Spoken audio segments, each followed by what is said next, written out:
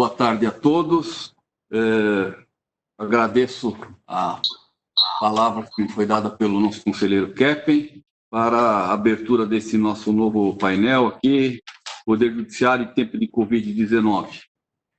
Realmente são tempos diferentes e cuja manutenção do status quo nós não podemos prever sequer nas próximas 24 horas.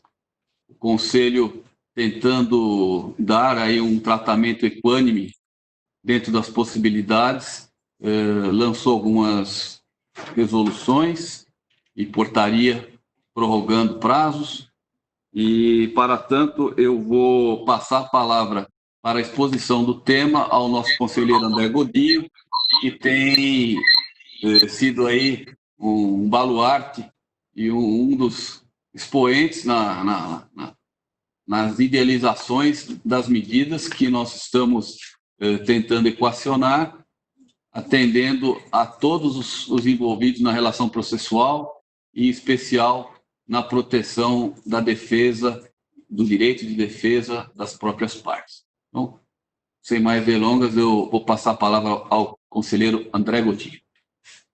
Bom, voltando, então, enquanto o nosso conselheiro não reassume, apenas dizer que esse painel também será integrado pelo Dr. Miguel Ângelo Lopes, que é juiz auxiliar da Corregedoria Nacional de Justiça e que, em parceria com a presidência, tem trabalhado aí de forma bastante intensa para tentar dar resposta a todas as indagações e esclarecimentos que têm sido dirigidos a nós pelos tribunais. Vamos tentar novamente, conselheiro? Vamos sim. Então, renovando aqui a saudação a todos, dizer da minha alegria de estar participando de mais uma reunião preparatória do Encontro Nacional do Poder Judiciário. Tivemos um maravilhoso encontro ano passado e, se Deus quiser, no final desse ano poderemos estar juntos também, congregando, pensando estratégias para o funcionamento do Poder Judiciário a médio e longo prazo. Saudar nosso querido amigo Keppen, que está aqui presente, Miguel, Adamec, nosso coordenador da mesa, todos empenhados em buscar melhores soluções nesse momento tão desafiador. Eu queria inicialmente lembrar que nós temos hoje cerca de 78 milhões de processos em andamento no Poder Judiciário, sendo que 85% deles já estão em meio virtual, são processos eletrônicos. Conseguimos avançar muito, inclusive, no sentido de ampliar o número de processos no PJE. Isso é algo que também merece um registro e que tem sido fundamental para que esse momento esteja sendo superado com um grande número de decisões proferidas, logicamente também registrando aqui o empenho de toda a magistratura brasileira, de todos os servidores, de se adaptar tão rapidamente a esse momento e não deixar o cidadão jurisdicionado sem a devida prestação. Ao contrário, até o número de decisões proferidas, de despachos, tem sido considerados até maiores do que em períodos normais. Bem, dizer que estamos com a apresentação, não sei se está visível para todos, um breve PowerPoint, que é só para fixar um pouco mais. Podemos passar na apresentação inicial. Dizer que falaremos bem rapidamente sobre o marco temporal das ações adotadas, as principais resoluções de impacto para todo o Poder Judiciário e as principais decisões proferidas pelo CNJ em procedimentos concretos. Nós tivemos, nesse período, desde 19 de março, 26 atos normativos editados pelo Conselho Nacional de Justiça, entre resoluções, uma nota técnica que foi, inclusive, na última sessão presencial em que pudemos realizar no Conselho Nacional de Justiça, feita em conjunto com o CNMP, recomendações, provimentos, orientações da Corregedoria e da própria Presidência, disciplinando matérias diversas, desde o funcionamento do Poder Judiciário, que está concentrado basicamente nas resoluções 313, 314 e 318, mas muitos atos normativos também focando no funcionamento de cartórios extrajudiciais, no funcionamento do sistema prisional nesse momento. E em todos esses atos se verifica uma preocupação de todo o Conselho Nacional de Justiça, especialmente do nosso presidente Dias Toffoli e do nosso corregedor Humberto Martins, que coordena, por força da Portaria 53, o grupo de trabalho instituído pela presidência para poder discutirmos e deliberarmos sobre essas resoluções de maior impacto no funcionamento do Poder Judiciário. Essa portaria que fiz referência foi editada em 16 de março e poucos dias depois, 3 dias para ser mais preciso, nós tivemos editada a Resolução 313, que foi talvez o maior dos desafios, por não termos nenhum paradigma até então, e decidimos naquele momento que era importante ter um freio de arrumação, talvez, usar uma expressão mais coloquial, mas suspender tanto a tramitação dos prazos de autos físicos e virtuais. Nesse período, nós passamos todos por uma fase de adaptação, tanto com o trabalho remoto, o plantão extraordinário, que foi instituído para funcionar em todos os tribunais. Podemos até passar o slide. Estabelecemos tramitação prioritária para habeas corpus, mandado de segurança, pedido de liberdade provisória, busca e apreensão, RPVs, pedido de acolhimento familiar, autorização para queimação de cadáveres, autorização de viagens, enfim. Nós fizemos um rol no artigo 4º da Resolução 313, pedindo a sensibilização de toda a magistratura no sentido de dar uma prioridade a essas matérias.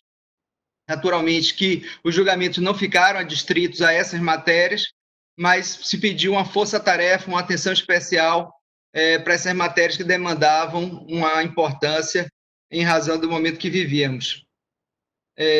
Nós suspendemos também na Resolução 313 os atos presenciais em concurso de todo o Poder Judiciário, provas, sessões de escolha, reescolha, justamente visando preservar todos. E pedimos também que todos os tribunais, diante desse normativo, fizessem adaptação nos seus atos normativos já editados e nos remetessem também para que pudéssemos fazer o acompanhamento de tudo que já vinha sendo produzido. Então, esse é mais ou menos o espírito da Resolução 313, que manteve suspenso todos os prazos de 19 de março a 30 de abril. Em seguida, veio a Resolução 314. Para mim, pelo menos aqui, o slide ainda está parado. Já poderia passar. Isso, agradeço. A Resolução 314 prorrogou a vigência da Resolução 313 até 15 de maio, determinando o retorno dos prazos em processos físicos, em processos virtuais, e mantendo a suspensão em processos físicos. A Resolução 314 teve um cuidado também com as situações que demandariam a colheita de provas, tanto nos prazos que defesas, embargos de execução, contestação, de um modo geral, bem como sensibilizando também a magistratura no sentido de que era importante ter uma atenção em relação às audiências de instrução, em que não poderia ser transferida aos advogados e procuradores a obrigação de intimar e de fazer a participação de seus clientes e testemunhas, viabilizando os meios tecnológicos, e sinalizando sempre que houvesse uma impossibilidade de cumprir um prazo, por essas razões, ou uma audiência por uma deficiência tecnológica, isso deveria ser informado nos autos, e no caso do prazo, o prazo estaria suspenso a partir daquela data, e evidentemente, em relação às audiências e sessões de julgamento, ficariam possível a remarcação diante da fundamentação apresentada. Como eu disse, nós fizemos um esforço conjunto no Conselho Nacional de Justiça, especialmente na parte tecnológica também, saudando o Braulio, Richard, também todos nós que estamos empenhados, e conseguimos adquirir um sistema, o Webex, uma plataforma segura, para a realização de audiências e sessões de julgamento e disponibilizamos para todo o Poder Judiciário. É uma plataforma realmente de grande importância, desde realizações de reuniões, audiências com advogados, partes, magistrados. Nós realizamos diariamente diversas audiências nesse sentido, reuniões de grupos de trabalho, de comissão, eventos de grande porte, reunindo participantes de todos os estados do Brasil, todos os tribunais. É uma plataforma que suporta, salvo engano, até 1.000 pessoas online. E as sessões de julgamento do próprio Conselho Nacional de Justiça têm acontecido dessa forma, com a possibilidade de sustentação oral e participação dos conselheiros também em seus respectivos estados, os que não estão em Brasília. E, enfim, tudo fluindo com maior tranquilidade, a possibilidade também de transmissão online via YouTube, como já tem acontecido também nas sessões do Conselho Nacional de Justiça, de modo a garantir a publicidade dessas sessões de julgamento.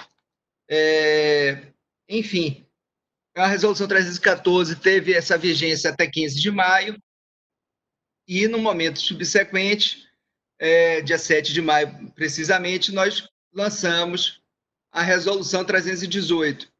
A Resolução 318 prorrogou também a vigência das resoluções anteriores e foi editado 2 dias após o primeiro lockdown que foi decretado em São Luís, no Maranhão, prevendo como deveria se portar o judiciário diante desse contexto.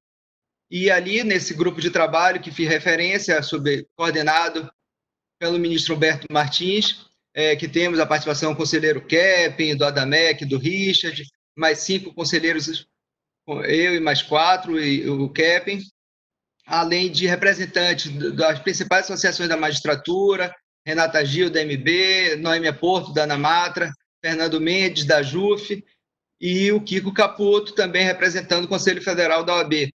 Então, um grupo com várias representações, que consegue colher com a sua classe as dificuldades e avanços necessários.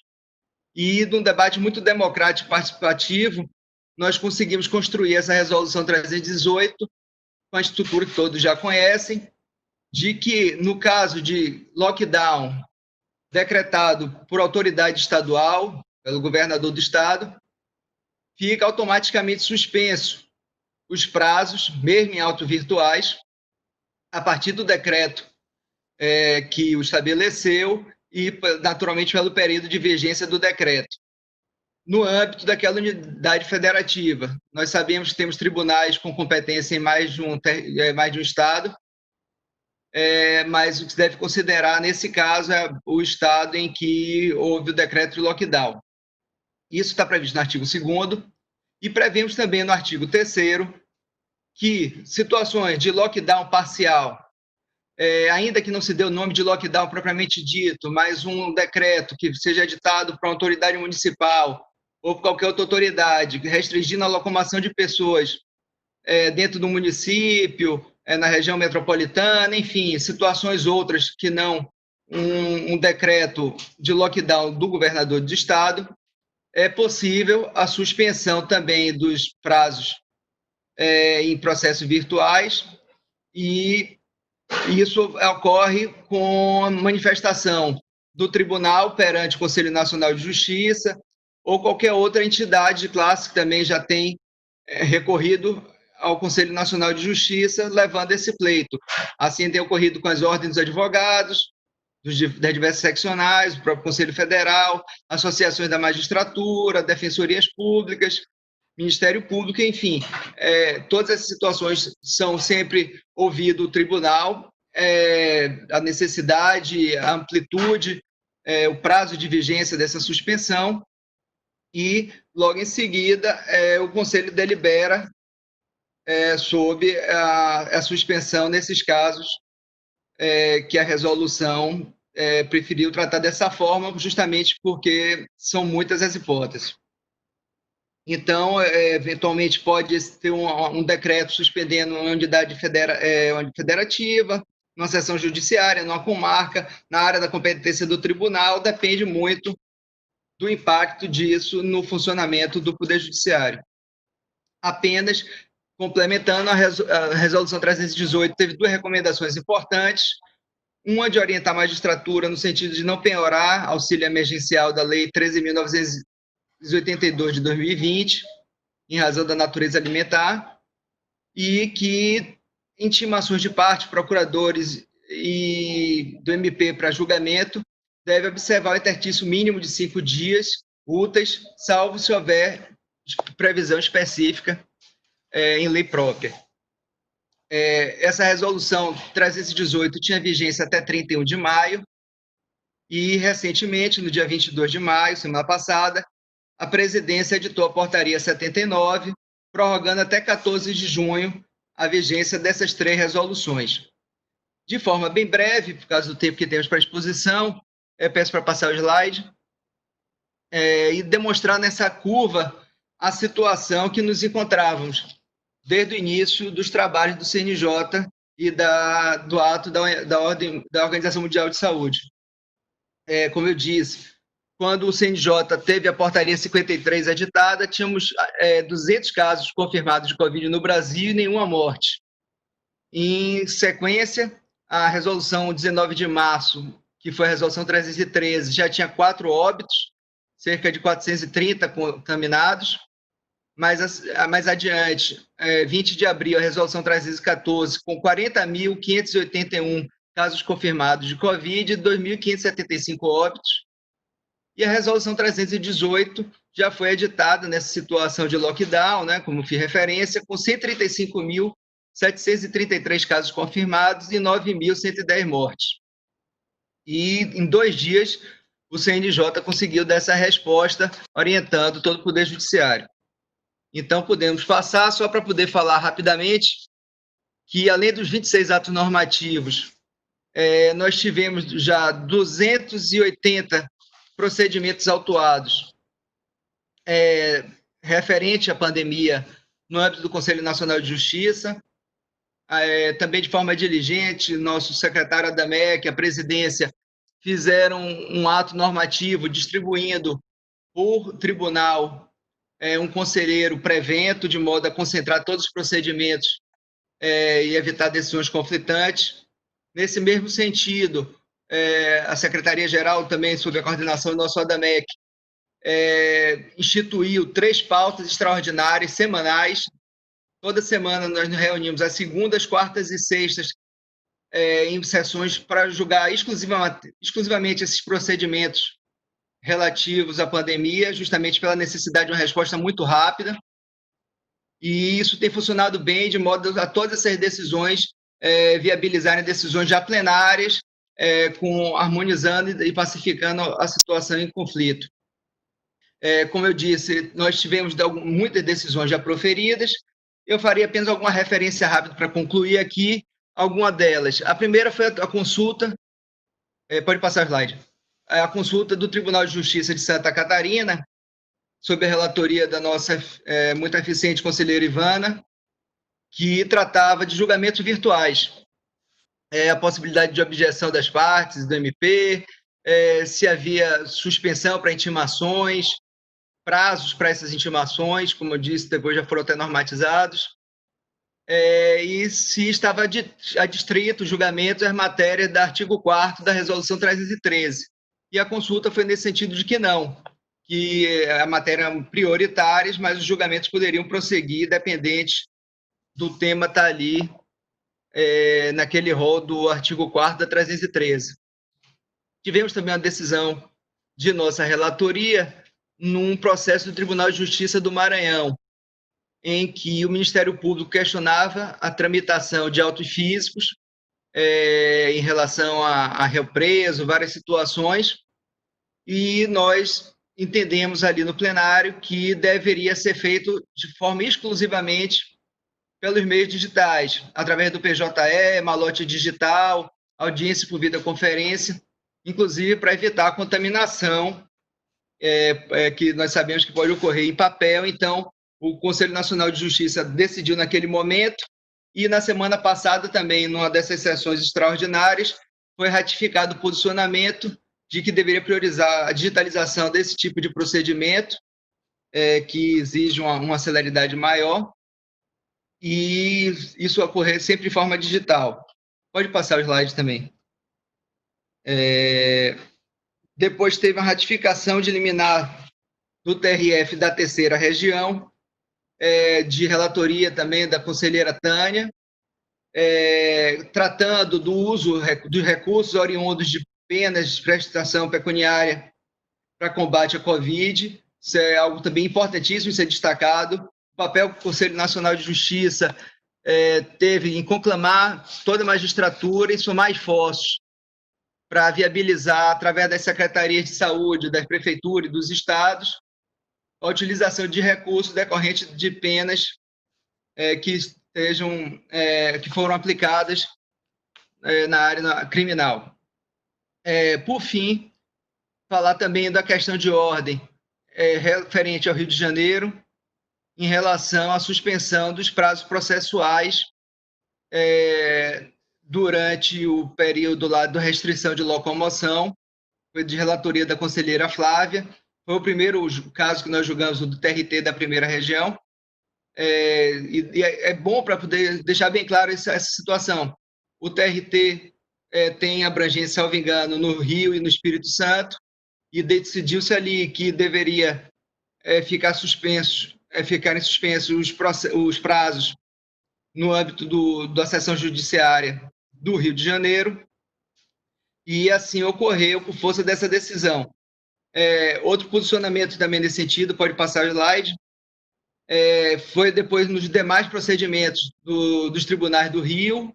O plenário, por ampla maioria, também definiu que deveria se estender essa suspensão no caso do TJ e do TRF do Rio de Janeiro.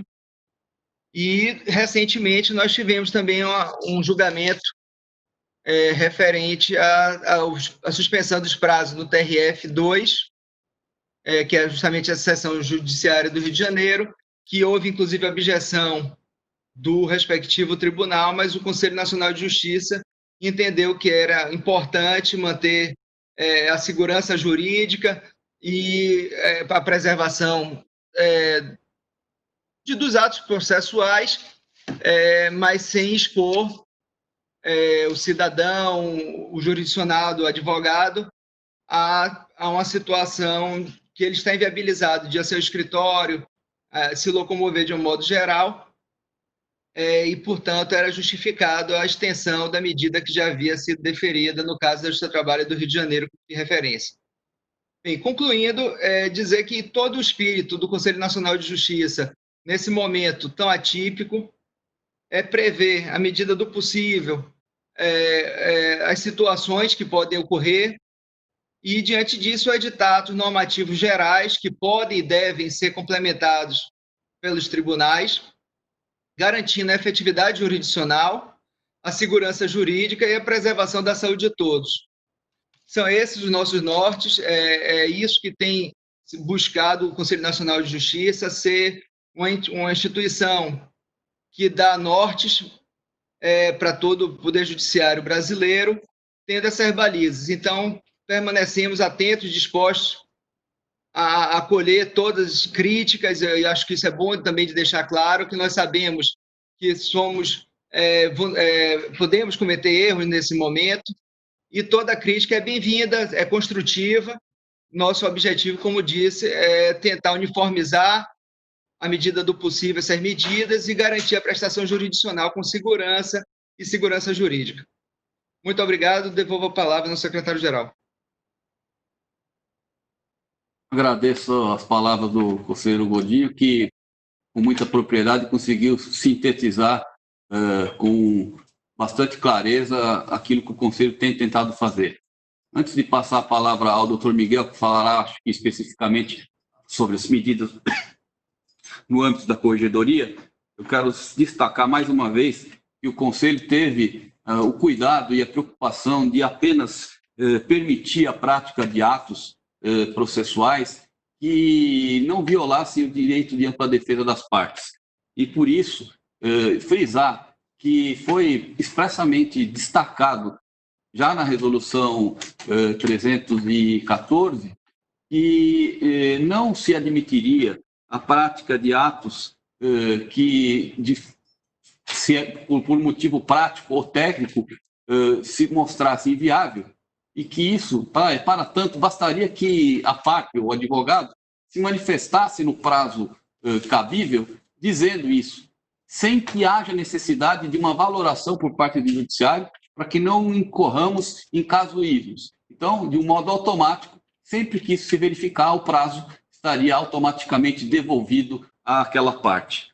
Também quero dizer que nós tivemos a preocupação de manter o Poder Judiciário funcionando, pelo menos num mínimo aceitável, de modo que, até hoje, ainda estamos com os processos eletrônicos na fluência de prazos, tramitando regularmente, exceto naquelas localidades em que haja, como já foi explicitado, o lockdown formalmente decretado por uma autoridade estadual, e aí eu vou ressalvar o conselheiro Godinho, não só o governador, mas eventualmente o tribunal ou algum juiz com competência ampla no Estado que possa ter levado a essa decretação de lockdown.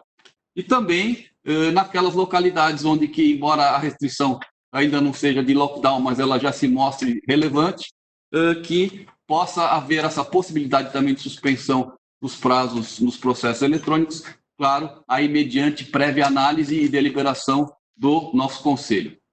E finalizo dizendo que estamos trabalhando para breve, talvez para amanhã já, um quadro que no nosso site possibilite essa consulta para que todos se interem de uma forma mais fácil sobre os locais onde os prazos estão suspensos e desde quando e até quando, se isso já tiver se encerrado, e também colocar de uma forma sistematizada as decisões que nós já tomamos aí nos processos julgados para que tenhamos um norte. Então, um norte para que possamos, dentro desse período de excepcionalidade, ainda assim prestar a jurisdição, pelo menos minimamente, a quem dela necessita. Passo a palavra, então, ao Dr. Miguel Ângelo Lopes.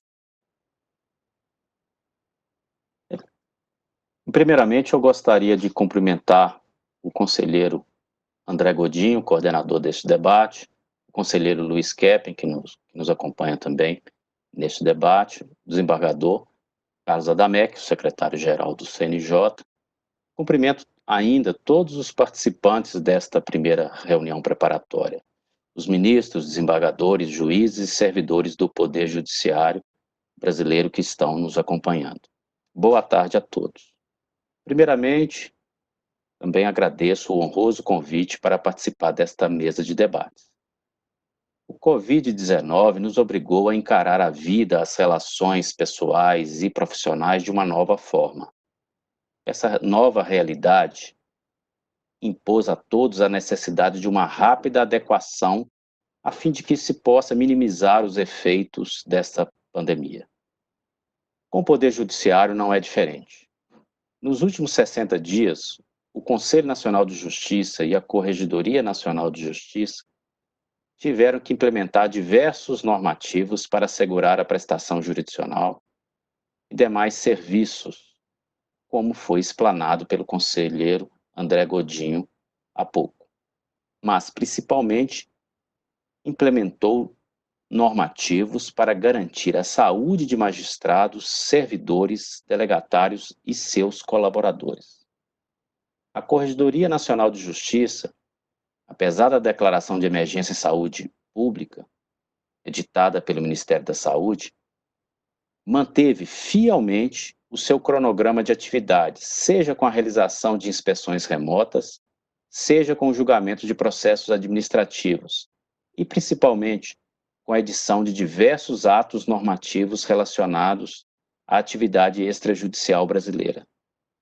Os normativos foram editados não só para que a atividade extrajudicial em nosso país não fosse paralisada, minimizando os efeitos negativos que naturalmente decorrem deste período de pandemia, mas principalmente para preservar a vida e a saúde de milhares de delegatários, colaboradores e usuários dos serviços prestados pelos cartórios brasileiros. A recomendação 45, já em 17 de março, teve por objetivo reduzir o risco de contaminação pela Covid, no âmbito das serventias extrajudiciais de todo o país. Nessa recomendação, a Corregedoria Nacional delegou às corregedorias locais a definição de normas de caráter temporário, permitindo a suspensão ou a redução do expediente das serventias, de acordo com as orientações das autoridades sanitárias. Permitiu também o trabalho remoto e o regime de plantão.